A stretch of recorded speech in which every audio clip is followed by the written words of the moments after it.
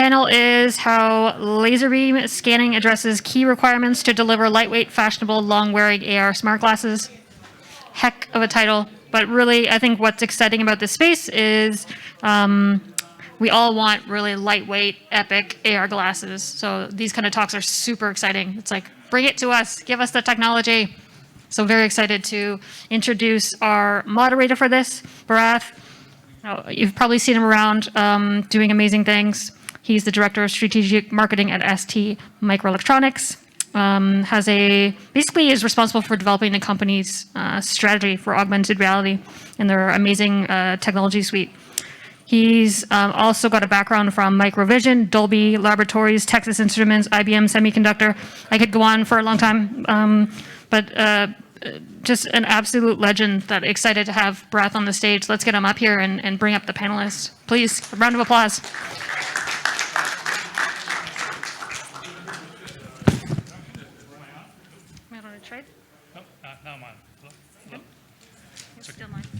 Okay, try it again. Hi, everybody. Good morning, and thank you for that kind introduction. The panels are getting in the back. They're getting set up right now, and as they're doing that, maybe we get the video started as well, guys, back here.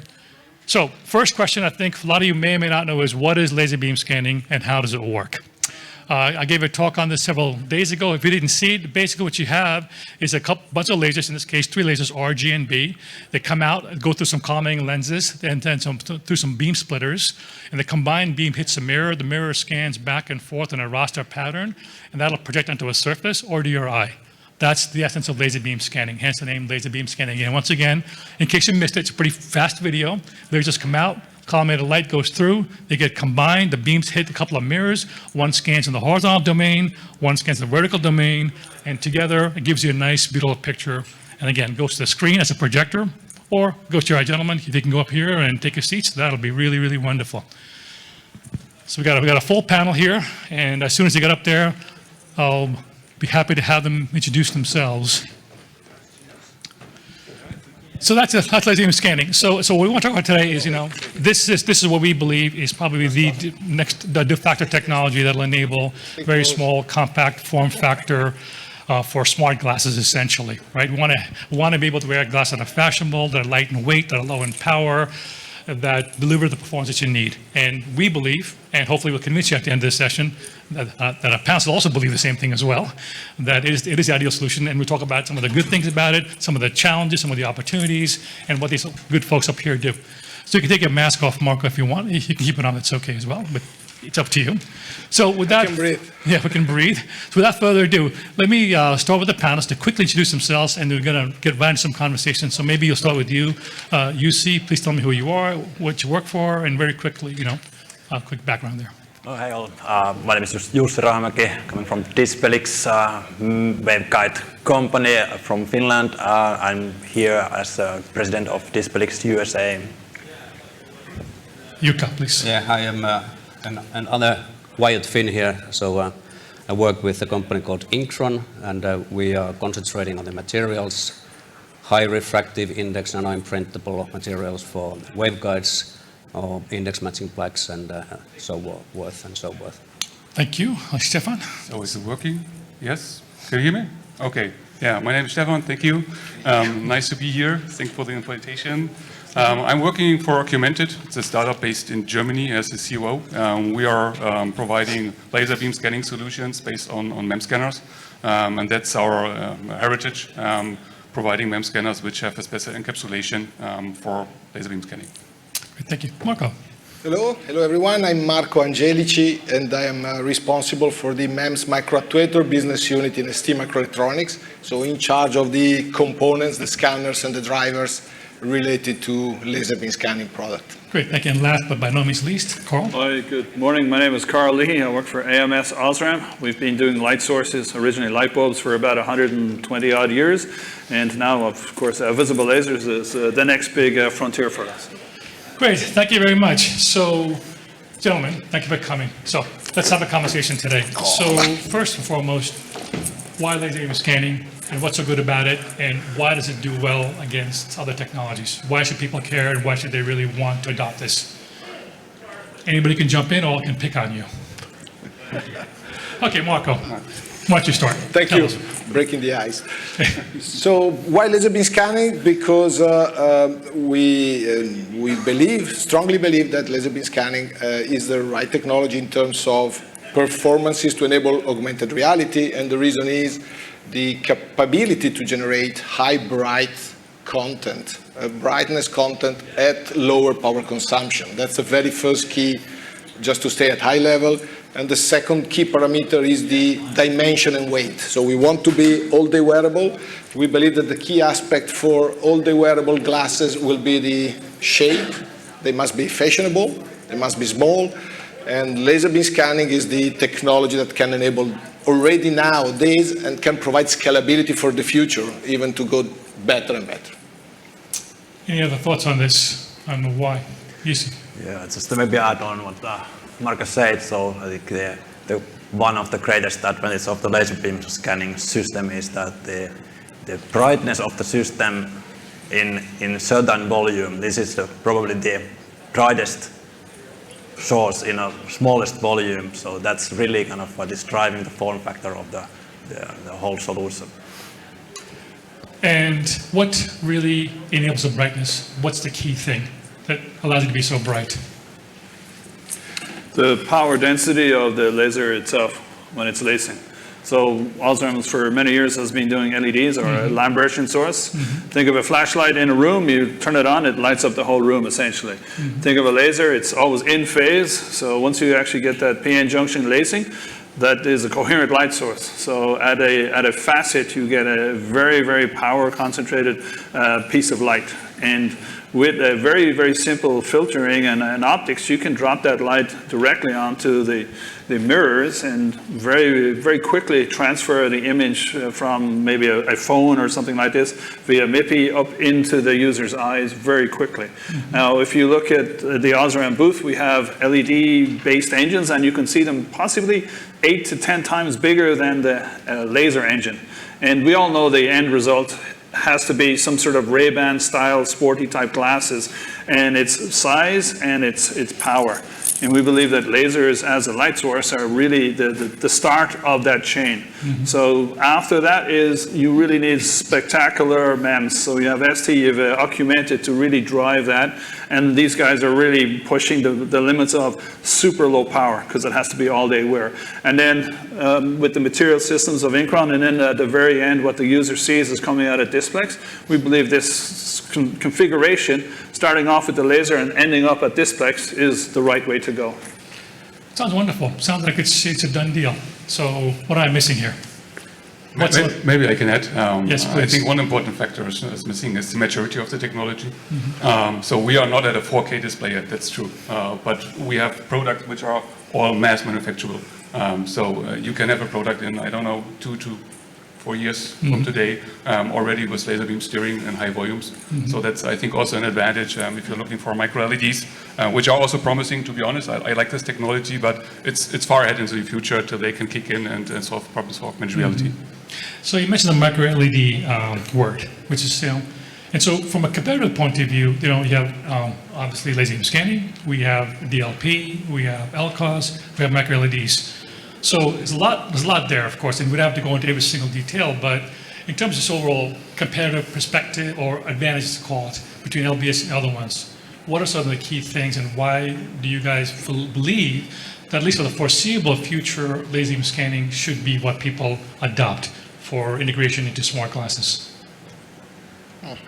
I can pick on you, that's good, thank you. I can pick on you, or you can answer and jump in first. Okay, if you look at the waveguide perspective, or actually the image what the user is in the end seeing. So of course, in the Dispelix we are kind of light source agnostic, so we are working on all solutions for micro LEDs, laser, DLP, LCOS as a kind of interface to our waveguide. But how we see what is the kind of key advantage on the image size, or the comparison maybe, so the coming on the contrast is one of the big things, because if you have any of these reflective displays like LCOS or DLPs, you're always going to have some background, even if the pixel is kind of off, whereas the laser, you can only shine the specific pixel, and then the kind of overall contrast is much better. That's one of the key things from my perspective. Mark, do you want to say something? Yeah, continuing on the discussion of what Jussi was saying, I believe the contrast means that when the laser is off, it's off. I mean, so the technicality here is the flying spot projection, pixel by pixel. The image is painted pixel by pixel instead of a full frame with all the pixels on. And that, where the pixel is dark, is a true darkness. So the contrast is 50,000 versus 1,000 of LEDs or 20,000, 10,000 of micro LEDs. That's power consumption again, because when it's off, and the latency to do that, it's both on the laser itself, that the time to switch on off a laser is much faster than LED, but on the other side, also the way we are projecting, the LBS does not need a full frame buffering. It can work with a single line of, let me say few lines to be precise, few line of buffering. And that's what is enabling us to build the electronics, driving the lasers and the mirrors in such a way to be very efficient in terms of power consumption and dimension again. So I believe this is where we see lots of advantage from architecture standpoint. And I'll let the other colleagues here to add. Any thoughts? Stefan, please. Maybe a comment also to the brightness. So the laser is typically quite bright. So 10 to the minus 6 nits are possible. For sure you have losses in the system, but it's really bright and it's really power efficient because you have just a single spot illuminated compared to an LCOS or a DLP system. Micro LED is a bit different, but they are still not at the nits we need today. So therefore, again, the maturity is also of importance. And maybe a technique or a factor which is a bit more technical now, but monochromatic light is for optics much better to handle than a broad spectrum of light like from LEDs. So that's also a big advantage of if you want to make small optics, having monochromatic light is a big advantage. Mm-hmm. And, it's not obvious how films fit into it. So from Micron point of view, Phil's point of view, how do you see the films as a key enabler here or a key aspect of it?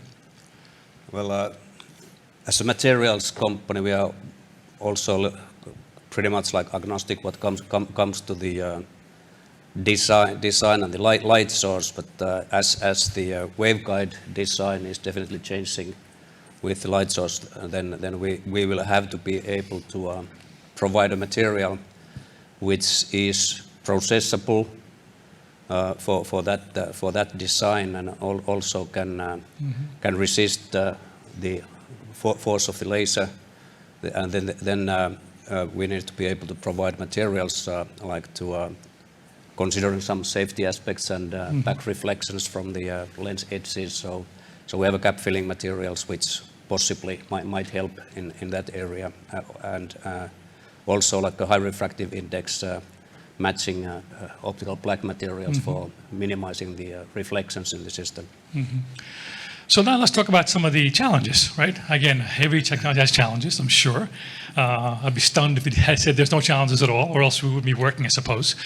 So, what are some of the challenges that you all face from a laser beam scanning system solution? And then maybe you can follow that up with how are you addressing these challenges as time goes on? Stefan, why don't you start? I will start. Please. So for MEMS perspective is field of view. It's one thing we need to increase in the future. For today, so 30 to 50 diagonal is okay. It fits quite nicely to Dispelix waveguides and other waveguide technologies. But if you want to have in the far future, maybe 80, 90, or maybe even 120 for mixed reality, you need larger field of views, and that's a challenge for a MEMS scanner. And that's definitely a step we want to go. But from today's perspective, we are fine, but there's evolution necessary. And also compactness-wise, I think it's also needed that we need to scale. So we have systems which are already quite small. You see the star uniform ST, which is already quite nice from form factor point of view. But if it's all the wearable binocular system, I'm still sure we need to scale down anymore. Let me just ask one question. You mentioned the field of view. Is there anything like what materials company like us could do with that, or is it just the scanning system, like an internal question, or can it be somehow help with the refractive index later on? with the waveguide? I've never thought about it, to be honest. So far, it's just limited on the MEMS itself, on the mechanics, but we can have definitely a discussion about it if you can do something with this. Yeah, that would be interesting. You like Yeah, that, let Marco? me say, on the material side, for sure, the dimension of the refractive index is providing performances, maybe not only for the field of view, but for the efficiency at the end. That is one of the key parameters. Right. Where we have challenges, by the way. So as working on the waveguides, I was assisting at the presentation this morning from Dispelix, and the efficiency of the overall system through a waveguide, it's something that we are dealing with, and the material played a big role for sure with the refractive index. On the other side, if I need to add a challenge, is the image quality. I'm less worried about the field of view today, because we have already solution that we cannot show to the open market, but for a custom development that we are already shipping in thousands of units that provides 105 degrees field of view diagonal. And that's basically thanks to the piezo technology that we are using for MEMS mirror and the roadmap we are building there. So we are able to achieve those kind of dimensions. So it's possible. It's for sure challenging. But I believe this is an advantage of laser beam scanning versus fixed pixel display, because I use the opposite. Sorry, Stefan, but I like this point. No problem. I like this point because with fixed pixel display, if you want to increase the field of view and the resolution, you either increase the die size heavily, and this is just in front of the waveguide, and so it starts getting bulky as a temple arm. In the laser beam scanning, with the piezo material study and new materials that we are coming out now with, we can provide larger field of view and high resolution without increasing the dimension heavily. It's not linear. It's not a linear increase. So that's really, I believe, one of the key advantages today for us. And for those of you who missed a talk this morning, Antti Sonari, the CEO of Dispelix, talked about some of the waveguide challenges. I think maybe you make some comment there as well. You see the challenges and that we see with the laser illumination. Definitely, I can dive in a little bit more detail on what Marcos mentioned about the image quality. So it's not that laser is bad or laser engine is bad or waveguide is bad, but it's very critical that those components are designed together. So in Dispelix, we have been testing kind of several different laser engines and kind of different waveguide concepts. And honestly, every one of those are very different. So it's kind of the maturity question maybe at the time. So basically, how to define this interface between the laser engine and the laser source and the waveguide and get them working together. So we have been doing incredible work with the ST and OSRAM over the past 18 months or so to close this gap and kind of to highlight few of the key challenges. One is definitely the coherence. So if you think about the LED source, though, you have a wide spectrum, so low coherence. Then if you take a laser source, you have very, very high coherence. And then what happens in the waveguide, which is kind of thin slab, is that you start to see this all kind of interference effects and kind of mitigating those. So we have some tools in Dispelix based on our simulation tools we have been developing. Actually, we needed to develop a completely new set of tools to counter the laser coherence issues, but also what can be done otherwise in the system. So it's laser coherence. You have a little to do because that's the nature of the laser. But then there's some options to how to drive the laser and then what wavelength to use and so forth. So kind of match the work better with the waveguides and improve the image quality quite significantly. And the other one is it becomes kind of the concept. If you think about the waveguide functional principle, so it's basically replicating the pupil. So basically, if you have a LED illuminated panel, the pupil is large, like a 3, 4, 5 millimeters. And basically what you want to see on the outcoupler, which brings the light to your eye, is that you overlay these pupils quite densely. So then you have uniform image and no gaps, no gradients and so forth. But with the laser, it is very different because you have a very tiny spot, like let's say millimeter or sub-millimeter size, which is not filling the whole kind of encoupling pupil, but you have to kind of scan it. So then all the little defects on the waveguide side will kind of split the significant portion of this light power and make this kind of magnify these errors. So these are things we have been kind of trying to find the balance between the performance, the size of the system, and the complexity of the system. Do you want to add? Do you want to I like to add, yeah. Maybe that's exactly the reason why we are in the LaSAR Alliance together, right? To exactly find out these challenges for each of the parties and aligning on what we can do to come closer to a spot diameter of 1.5, 2 millimeter, or even above. So to matching the optimum requirements for the waveguide, but maybe on the other hand also designing the waveguide in that sense that it can handle maybe a bit smaller spot sizes than LEDs can provide. That's a really good thing to talk to LaSAR Alliance. So let's talk about that. I think somebody mentioned here about holistic design, and and so what it sounds like basically is that you can't just design one piece here, throw it over the wall, and give it to Marco, gives it to you, you give it to him, and call it a day. It sounds like you need more than that. So LaSAR Alliance is very interesting. So what is the goal of the alliance? Even though I'm the chair of the alliance, I won't talk about the alliance now. But one of you guys can talk about why the alliance. Why is it important? Why should people care about it? And what are the benefits? And I think Stefan started alluding to it. So perhaps we can just get a little bit more color about LaSAR Alliance and what we're trying to do. Yeah. Okay. I will. Adding, and maybe the colleagues can add an additional further remarks. For us, the LaSAR Alliance is a big network of companies who are going into the same direction, making AR happen, AR displays happen, AR technology happen. And on this path, we exchange ideas, challenges, requirements, and try to align on each other. But also more the technical part on how the company is cooperating with each other, how we can exchange also components, maybe setting up reference systems like OSRAM and ST as Dispelix done. I think that will multiply. Different partners will create different reference systems for customers. And on the other hand, I think it's also some kind of a mission. So what Bharat is doing here, bringing augmented reality in the sense of LaSAR into the presence of everybody. The technology is there from laser beam steering and can be used for display applications. Thank you. Anybody want to add anything? Well, I'll just give the perspective from OSRAM. Please. So we're the big guy who sells a lot of stuff, but any color you want as long as it's the one we're making, yeah? And this is a new market, as you all know. All people here are obviously interested in laser beam scanning.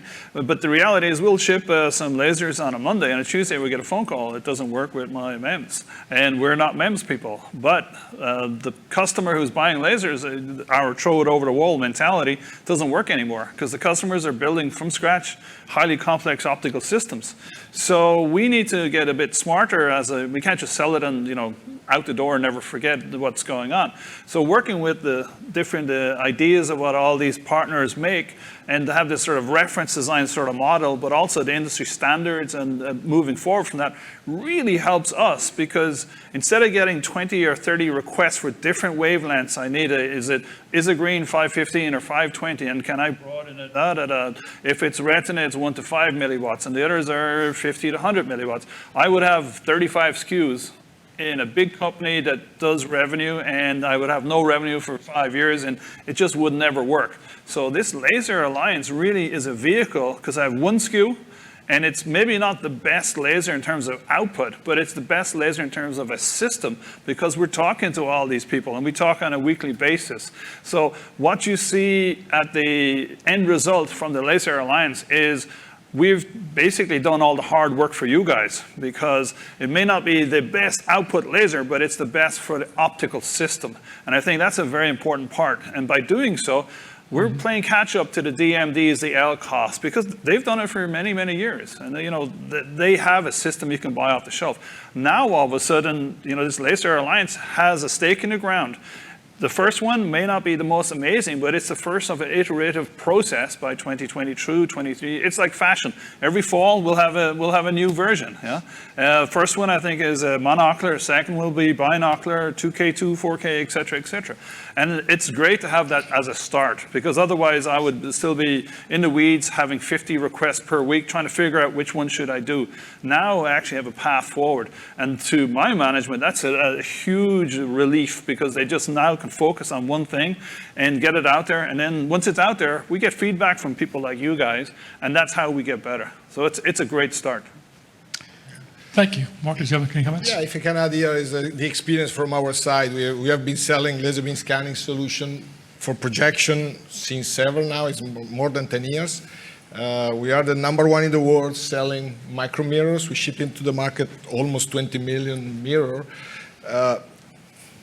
What we learned is that, as Carl was just mentioning, you can build the smallest projector in the world, lowest power consumption, and then you discover that it's not perfectly, the laser driver that I built is good for the theoretical laser, the generic laser you can buy off the shelf, but then you can do something better if you know what the laser properties are, and together with the waveguides. So as we were talking before about the image quality, talking together, we learned a lot about how to improve the image quality by having some flexibility on the laser driver in order to maybe lose a bit of the coherence of the laser, as Carl was mentioning, to help a bit on the waveguide side.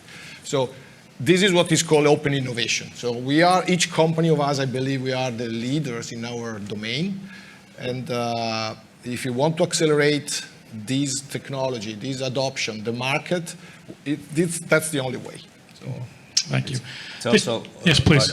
You can, please. Yeah, it's also actually the same thing for us, even though we are like a material company, but within this joint effort, we learn all the time, like what is really needed and how we possibly have to reformulate or modify our materials portfolio, and I see it very valuable for our company, and also of course for the whole market, because it's pushing the whole market forward all the time.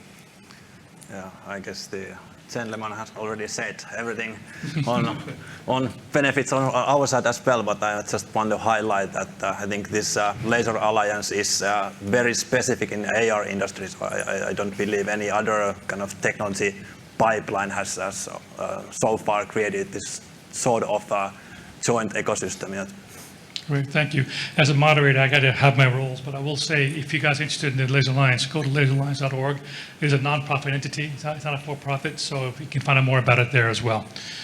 So something a bit more controversial, maybe not, but I think maybe more informative, and it's really the word laser. People hear the word laser, they get scared, right? So what are your thoughts on laser safety, and what does it really mean here, and is it safe? Who wants to answer that question?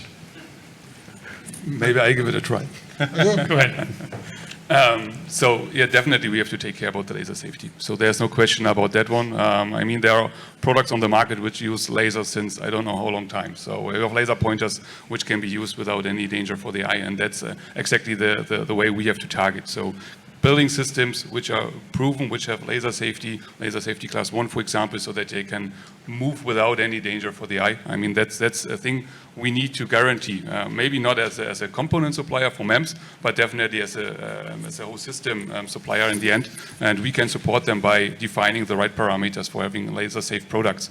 We as a LaSAR Alliance will support on that one, creating white papers, creating a podcast to bring this topic to the audience, to explaining why laser scanners can be safe and why they are not a danger for the eye.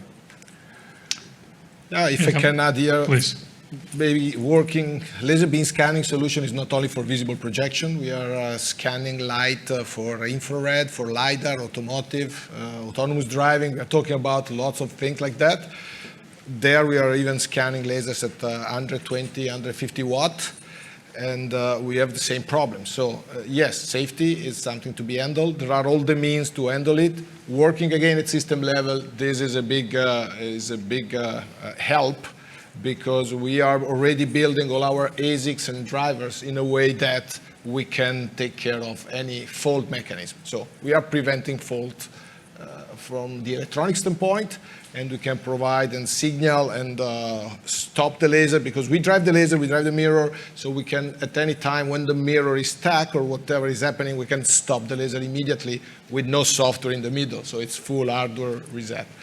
And we check everything, digital coherence, the CRC, register contents, PLL, the clock availability, the power supply, and the mirror position. Each mirror has a real-time position sensor that provides information on what it's doing, where it's pointing at. So there is everything to handle, but that's for sure a portion, very important in the promotion and making people feeling safe. HoloLens 2 from Microsoft is not a secret. It's using a laser beam scanning system with good luminosity, and nobody is concerned today about using it. How about Laser Guy? Maybe he can have a I opinion on think, that too. I think it's one of the many issues that they're facing today.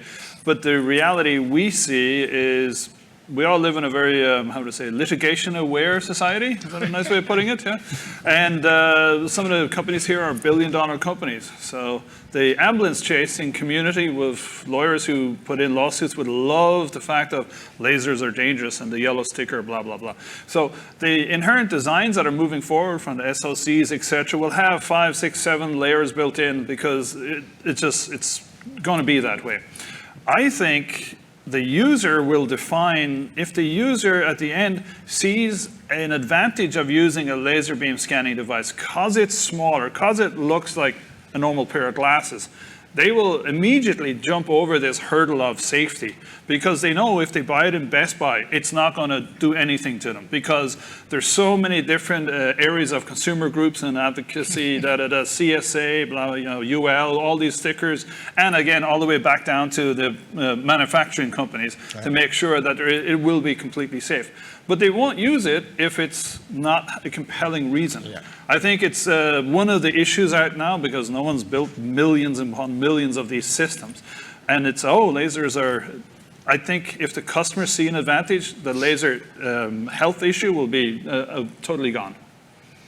That's our opinion.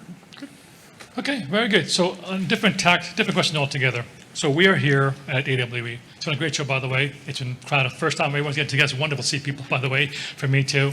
Lots of hype, right? AR is here. It's amazing. It's going to take off. So perspective. Where do you guys, from your company's point of view, from your point of view, see how this market evolves? Are we here yet, right? When do volumes come?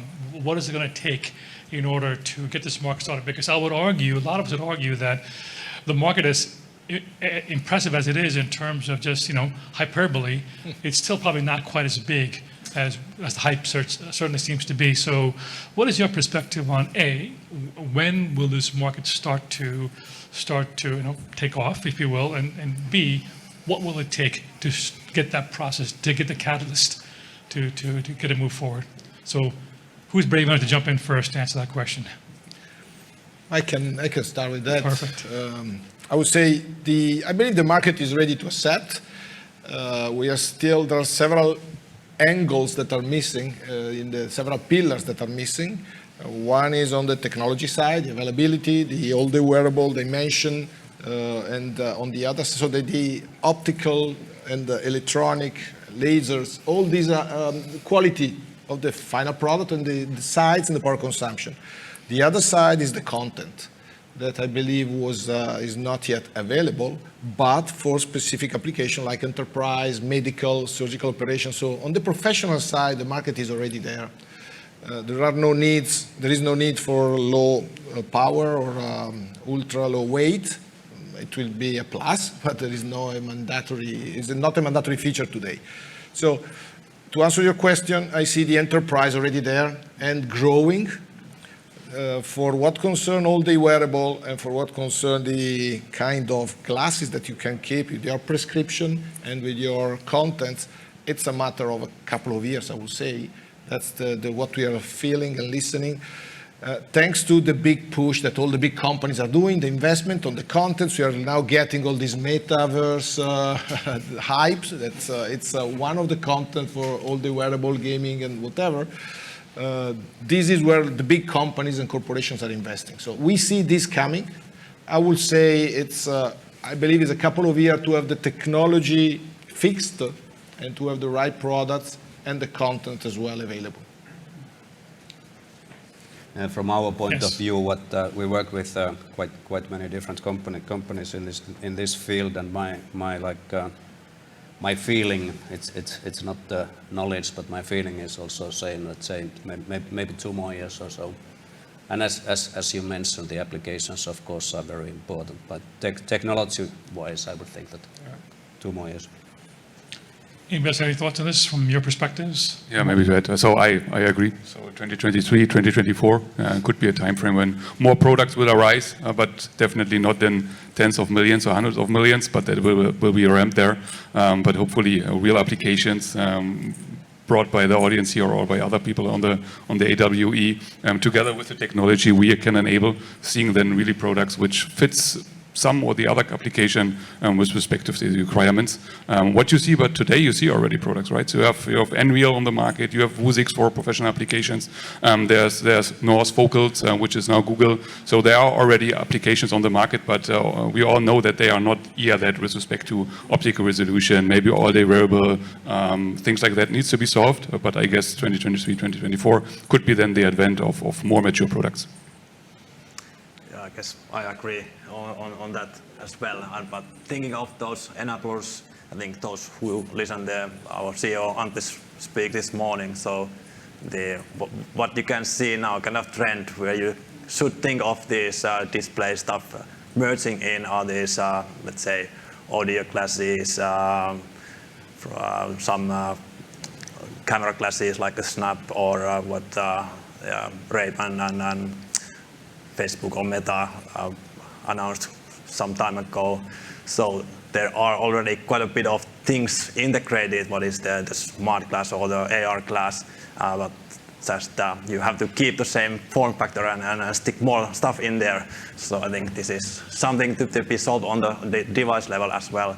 But definitely that's why we are trying to push this form factor of these components down, so it will make some room for other stuff as well. And then those other things Antti also mentioned in the morning, so it needs to be something which is socially acceptable. So it's kind of, its form factor is one, but also the kind of how does it look like? Can you see? Can you look like walking on a TV on your head, or whatever it is from the user perspective? So these things are kind of the enable for consumer. Good, thank you. Well, I think we have now time for Q&A from the audience, right? So thank you guys very much. I really appreciate it. Thank you. I think it'd be great now to take audience questions. Hopefully, okay, let me start. He was first, I'll go to you next. So, first, okay. I'm curious if the technology would still work if augmented reality glasses advance in the future to just be contact lenses rather than glasses. Could we still use that technology just with contact lenses?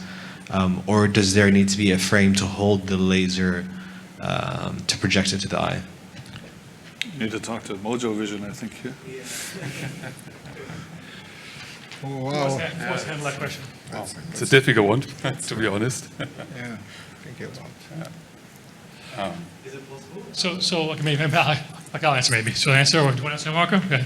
Let me say, going directly into retina scanning at a certain point, it's, I believe, is a possibility and is a roadmap. Again, I need to bring money back to my company before going there, but it's definitely feasible if there are two things that are needed. Power consumption has to go down, down, down, but being there, dimensions, masses, and the mirror to be moved, if I stay on laser beam scanning, will move from the current 1.5 millimeter diameter probably to something that is much, much smaller and much lower consumption. So in principle can be done. Positioning it, it's a big question mark, I don't know. And the material in 5-10 years from now, we see piezo materials that we are using today can use energy harvesting to get power on one side and to be used to move these masses. So theoretically it's possible. I cannot imagine now how it can be done. And for sure, we are working with some medical company to do projection directly in the retina using mirror, but using a frame, to be honest today. So I don't know. Anybody else have any comments that you want to add to that? It's a really difficult one. Yes, good question. I see the scaling thing the main issue. So getting things that small that they are not in the vision. Yeah. So a MEM scanner today is, as we build it, maybe 5 by 5 millimeters, so that it can fit nicely into the frame at the temple. But getting it down that it's not in front of the iris, I think that's a main tricky part. Maybe you can place it a bit aside and then having a projection engine, but you need to scale it down. Maybe it's not MEMS anymore. We call it like microsystem. It's more NEMS, like nano microsystems or nano systems. Correct. So you have to really scale it down, and then it's possible because there are research institutes which are working on these small-scale mechanical systems. But that's not where, at least we do not have any heritage in. But that's maybe 10 years on the road down. I think even more than what you said publicly, right? They're 10 years away from a consumer point of view, so even for them. So, good question. Yes.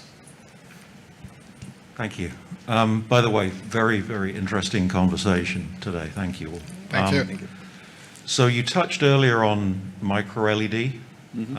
Obviously, great deal of investment is going into micro LED, so it's something you need to be very much aware of. Do you think that there's room in the market looking forward for your technology and micro LED to coexist in the same way that maybe OLEDs and LCDs and DLPs exist today? Yes. I can take that. Yeah. So I think I mentioned it yesterday. If you're old enough to VHS versus Betamax, it's not one or the other. This market is going to be so big, and there's so many features and benefits that are unique to the different technologies that I believe in, as over 100 years of supplying, light bulbs and stuff, OSRAM is really happy to have another player because we believe there's a lot of different inherent advantages. And by the way, our LEDs from 20, 30 years ago are not going to go away. They're going to stay in the professional area because there's specific use cases. Now, if you look at micro LEDs, there's a lot of investment, but it needs to, for the form factor of, let's call it the Ray-Ban or the consumer, it needs to be monolithic, and backplane issues need to be resolved. But they will, because there's a lot of money and a lot of smart people. But once that happens and they get to that certain, call it consumer point, the race has already started with the laser guys. We're already running down the road with this LaSAR Alliance. So we're not sitting still. So in, let's call it 2025 or 2026, when the monolithic, you'll have a 2 micron, let's just say that's all going to happen then. We hope it does. At that stage, a few more years of development from these fine companies and others in the environment, you're going to see a pretty sophisticated LBS. Maybe it's a nano LBS that you stick on a contact lens or something. But I do believe that there will be use cases for all of these technologies. So if you look at the guys who are making cell phones today, let's say examples, or Oppo or Samsung, if you look at their product portfolio, there's a lot of different technologies used at different, the teenager has a different use to the 45-year-old business person, et cetera, et cetera. And look at the hardware configurations. We believe that will be transposed into the professional prosumer once, gate arrival on his as his screen as he lands with geolocation versus the person who just wants to do Facebook or Snapchat all day. So depending on the use case, you will have either laser or micro LED or LED. I like this point. What is interesting, there are already patents and there are companies trying to do a column of LEDs scanned with a micro mirror. I don't believe it's the right solution because you're losing the efficiency of the laser, and at the end you keep the movement of the mirror. So I don't believe it, but trying to anticipate and pull in the use of micro LEDs by not having a full matrix with lots of pixels, with the yield of today or the manufacturing capacity of today, there are already companies that are declaring this as a possible solution. Again, we don't believe, in particular in the LaSAR Alliance, it's not our focus, but that's one other way to see. Then I strongly believe that the two solutions will coexist in the market. Fixed pixel displays have some advantages, okay? We don't want to tell too much, but maybe we know it's simpler. You put in front of a waveguide and it's working, let me say. Bulkier, but it's simple. Laser beam scanning, you need to align the laser with the optics, the mirror, and the waveguide. So a little bit more complicated from mass production. We are working a lot, and that's what LaSAR Alliance is doing. We are working to remove all the calibration that today is a long part of the manufacturing. So one of the challenges we didn't discuss today is manufacturing time, testing, calibration. We are working to have removal of this calibration or doing it in an automatic way. So they will coexist, for sure. I'm sure about that. We believe still that the laser beam scanning has the strong advantages, and we can continue listing some of the advantages that we didn't mention before, but the investment is going there. Stefan, please. I like to add, so maybe the coexist, yeah, but also combining. I do not believe that combining a line array with a MEM scanner is really working nicely because it might be too slow, but there are applications which are of interest for that. But if you're thinking about foveated rendering, so that you just project at the foveated area of the eye, you can really nicely combine a MEM scanner maybe with a display engine like a micro LED or even with a DLP or what else. So I think there could be also a synergy of both technologies using for future applications. Great question. Yep. Hi, I'm Dan Sakels, an industry consultant. A follow-on to your question. I was also thinking out 10 years. Is it fair to assume that LED or LBS is going to always have an unfair advantage in terms of power and size over any, assuming micro LED becomes wildly successful, will there still be this an irrefutable power and size advantage coming out over the next decade that will make LBS king in that segment? At the same brightness, yes. So if you want the brightness, there is no doubt. Because if you look what we have today, is at 0.75 cubical centimeter, we have a full projector that is giving out 10 lumens. You take an LCOS that exists today, you cannot get 10 lumens. If you can get up to 2, 3, 4, it's already 10 times bigger, or maybe not 10, I'm exaggerating a bit, but 6 times bigger. The future will go in that direction. If you want brightness, with fixed pixel display, you need either to increase the dye or to squeeze the pixels. If you squeeze the pixels, you get to other problems. Inefficiency, brightness, you cannot get both of them. With laser beam scanning, the beauty is that you have one spot, 1 millimeter diameter laser that move and scan the light. We cannot talk too much today because we don't have time, but I'm happy to do. We have investment on material to open more, to be faster at lower voltage and lower power. There are technology like Augmented that didn't present now, of the putting the mirror under vacuum. You cut the power consumption by a factor of 10, what we have today, that is much lower than you can get from an LBS, so from a micro LED or LCOS or DLP system standpoint. So I strongly believe that we have a competitive advantage for the next 5-10 years for what is visible today, that is there. So I have one question over here. Sorry. Thank you for sharing the information about the challenges you are facing as kind of individual partners. One challenge I'm thinking of at a kind of system level, which is the VAC. This is the Vergence Accommodation conflict. How would you resolve that as an alliance? Because it's not specific to one partner, but I think it's a kind of a collective challenge.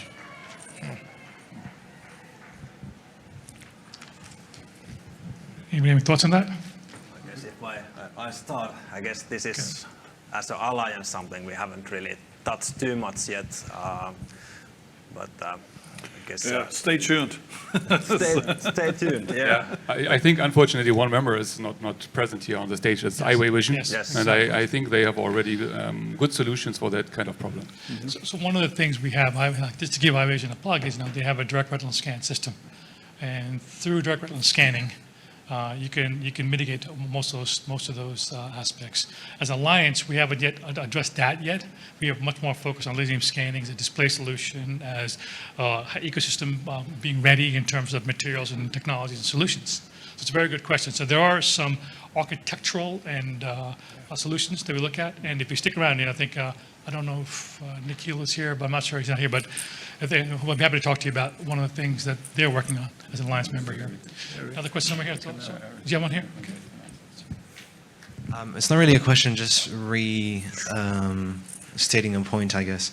So do you guys think that big companies are avoiding or not avoiding, but they're maybe going more towards micro LEDs because the creation of the laser beam technology is difficult to replicate in a factory quickly, or to deploy a lot of machines with that sort of technology?